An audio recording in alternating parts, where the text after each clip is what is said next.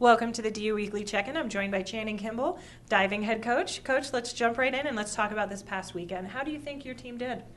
We had a great weekend. It was a bunch of really fun meets, and we scored a lot of points, a significant amount of points, to make a difference in the meet, which was important to us so we can get the team started off on the right foot and hopefully get to a win, which we did, and we had a lot of fun, and the divers did great.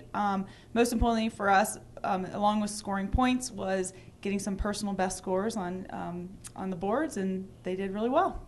Were you happy with, after coming off such a long break, that they were able to perform the way they did?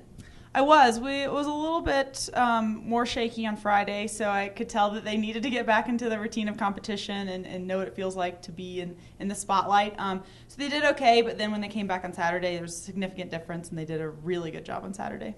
Okay, so let's talk about this coming weekend. The women are at Boise and the men are at UNLV. So how do you do that when your teams kind of separate? Because you do the men and the women. So how you're the coach for both those teams. So how do you handle that? Actually, I've never handled it before, so it's going to be interesting.